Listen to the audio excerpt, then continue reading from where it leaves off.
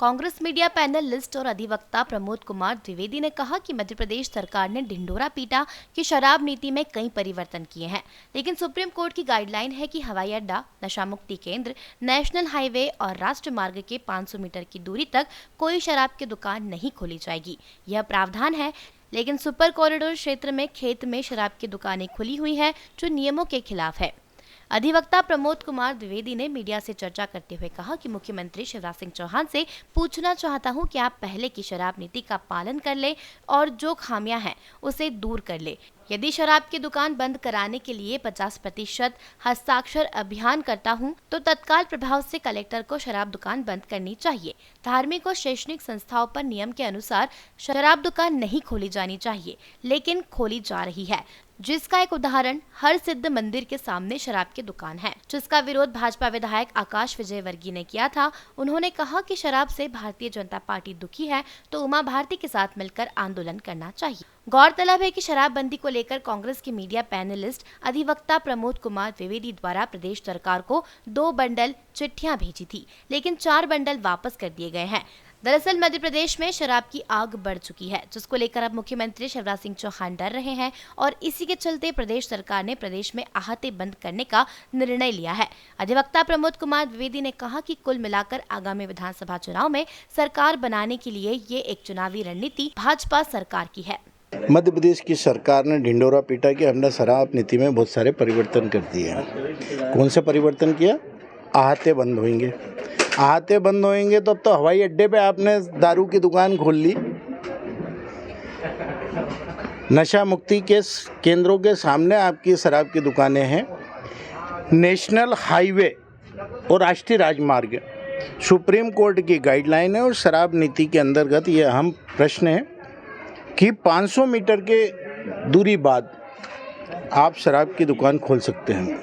आप इसका उदाहरण देखना चाहेंगे तो सुपर कॉरिडोर क्षेत्र में जाएंगे तो छोटा बांगड़दा की एक शराब की दुकान खेत के अंदर खुली है, लेकिन आप यहीं की यहीं जाएंगे तो पूरा आपको Lasudia Mori, national highway, Maksi road, Simhastha में उज्जैन के अधिकांश रोडों पर शराब की दुकानें, यहाँ तक कि VIP road, Indore Bhopal road पर भी आपको शराब की दुकान राष्ट्रीय राजमार्गों पर खुली मिलेगी। मैं मुख्यमंत्री जी से पूछना चाहता हूँ कि आप तो पहले की शराब नीति का पालन कर लें और जो खामियां हैं उसको दूर कर लें। अगर मैं शराब की दुकान बंद कराने के लिए 50% नागरिकों के हस्ताक्षर कर देता हूं, तो उसी दिन कलेक्टर को सरकारी नियम के अनुसार उसी स्थान पर शराब की दुकान बंद कर देनी चाहिए। धार्मिक स्थलों पर और शैक्षणिक स्तरों पर नियम और कायदा कानून है, वहाँ पे शराब की दुकान खुल ही नहीं सकती है, तो फिर कैसे खुलती रही? इसका उदाहरण है कि हरसिद्धि मंदिर पे विधायक इनका पत्र लिखता रह गया। विकास यात्रा के समय क्या उनकी आंखों में दूसरा चश्मा था कि हरसिद्धि मंदिर पे आज भी शराब की दुकान खुली हुई है?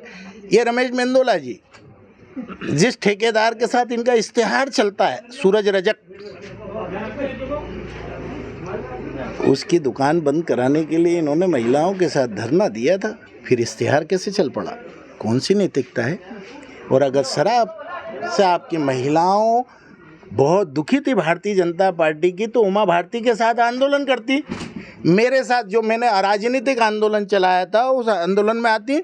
या मैंने मुख्यमंत्री से पूछना चाहता हूं कि 2 बंडल तो आपने चिट्ठियों के ले लिए थे, बाकी 4 बंडल वापस क्यों कर दिए थे? क्या लगता है आपको उमा भारती को बहलाने के लिए इस तरह की आपका? तो मैं मध्य प्रदेश में यह आग बन चुकी है।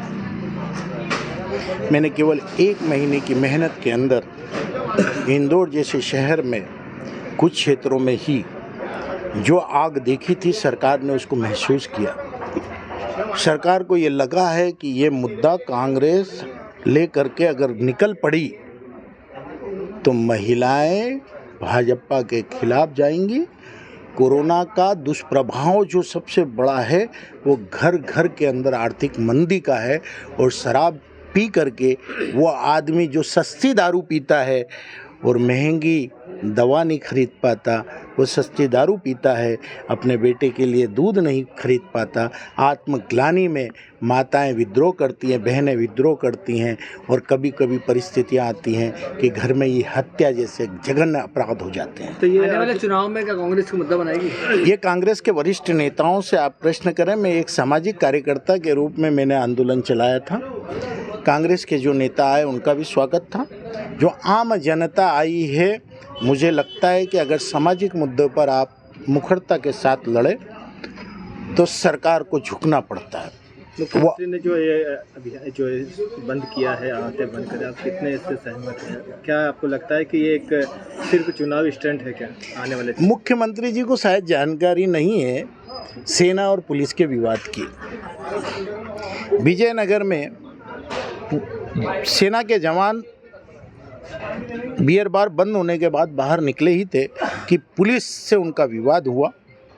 फलस्वरूप उन्होंने सेना के जवानों को पीटा था और मऊ से सेना के जवान आए थे और उन्होंने पुलिस को पीटा था। दूसरे दिन ही मैं अदालत पहुंचा था।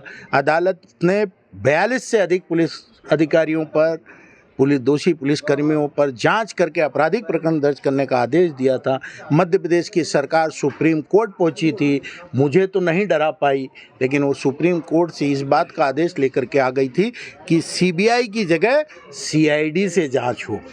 और वो जांच अभी तक, क्योंकि मध्य प्रदेश सरकार सीआईडी को नियंत्रित कर लेती है, तो वो जांच है। केवल विपुल शाह को इंदौर में नहीं रहने दिया, बस ये काम किया है और दोषी पुलिस अधिकारी आज भी वहीं की वहीं है। हमारा सवाल ये है कि क्या ये आगे जो चुनावी रणनीति का हिस्सा है, ये शराब जो आते बंद करने का निर्णय मुख्यमंत्री के है? ये कांग्रेस के नेताओं से आप प्रश्न करें, राजनीतिक नेताओं से प्रश्न करें।